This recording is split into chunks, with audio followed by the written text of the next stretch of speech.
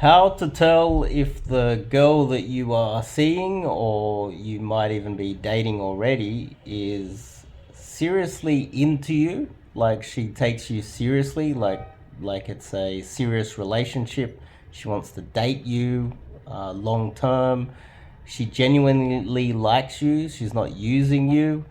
Uh, I just want to give, say, 3 points on how you can identify whether she's seriously into you or she's kind of using you or manipulating you, and etc. But let's just start with the first one. So, one of the easiest ways for a girl to trap a guy that she perceives to be of higher value than herself, and she wants something from you, is to love bomb you.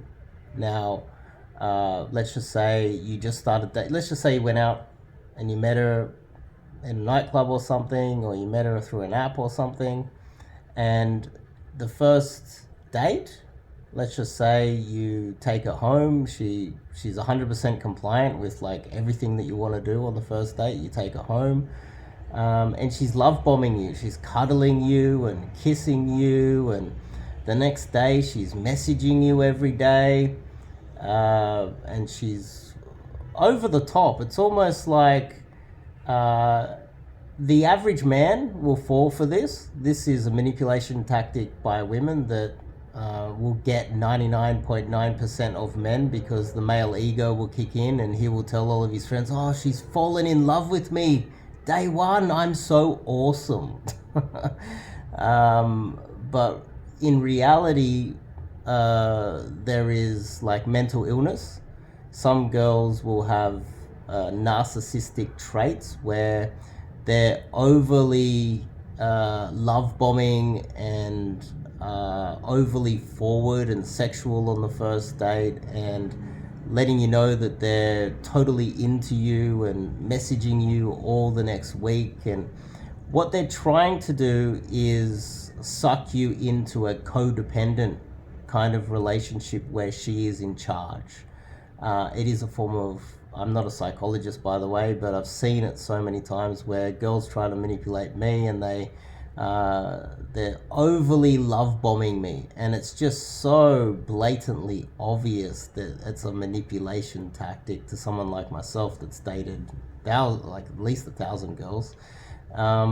It's just blatantly obvious that they're trying to manipulate me. Another factor is, um, uh, you know, they will try to wash the dishes and clean up and everything, and it's just over the top. She'll be like this doting, almost uh, like like housekeeper slash cleaner slash everything, and it'll all happen immediately. And that's how men get trapped. They'll actually believe it. They'll think that she's genuinely into them, but when she's not, she's manipulating you, and she's tapping into the primal male ego, which is what the majority of men have, where they'll literally think that she is so in love with him that she will do anything for him, when really she wants something else. She wants control. She wants manipulation. She's a narcissist. She wants your money. She wants to control you just out of playing a game and then burn you later on. But what usually happens with these type of girls is that it might even take 3 months, 6 months. As soon as she knows that she's got you 100% and she's trapped you, she will start. She will stop washing the dishes so much. She will stop caring so much about you. She will start judging you. She will start kind of bullying you a little bit. She'll start demanding more from you. And the next thing you know, you're trapped as the codependent, and she's the narcissist. And she's got total control, and you're trapped. You're in love. You're also financially trapped into the relationship, etc., etc. So that's something to look out for, especially in the early stages of a relationship. The second one is, I'd say what we should really be looking for is a girl that is wants to take it a little bit slow, and that doesn't mean that she's not willing to sleep with you on the first date. The more innocent the girl is, the more likely she is to sleep with you on the first date. An innocent girl with a low body count is more likely to sleep with you on the first date because she hasn't done that before. But a girl that has slept with a lot of guys is more likely to tell you, no, we shouldn't do that on first date, and she'll be fully aware that watching a movie at your place means what it means, Netflix and chill, because she's experienced that. It's not that she's an innocent girl, and this is what men get wrong. They think, oh, she's such a good girl, she wouldn't sleep with me for 6 months. It's like, no, she slept with so many guys on the first date, and that is the sign, because she wouldn't know what it's like to sleep with a guy on the first date, and she'd be willing to try it if she was inexperienced. So it's the opposite. But relationship wise, that same girl would want to take it a little bit slower and get to know you before building any serious relationship. She want to get to know you in depth.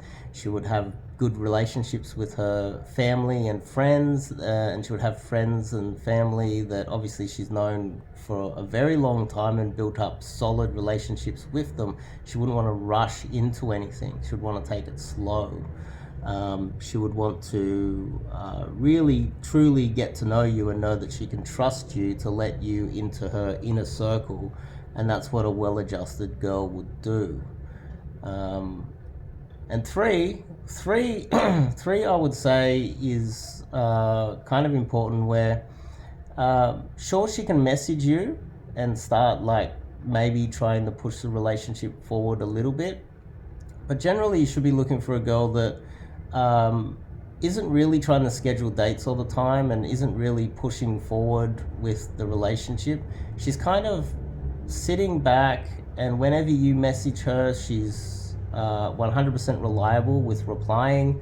She reads your messages and replies immediately. And whenever you want to line up the next meetup to see her again, she will do everything in her power to free up that time. And it doesn't matter if she's doing her PhD, she's running the country, she's CEO of busyness, she will find time for you. There is no excuse to not meet up with you, no matter how busy she says she is. And a girl that is busy all the time is not interested in you.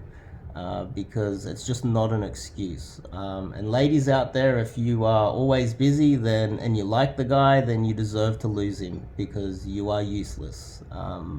You need to be reorganizing your life and be available when he wants to see you.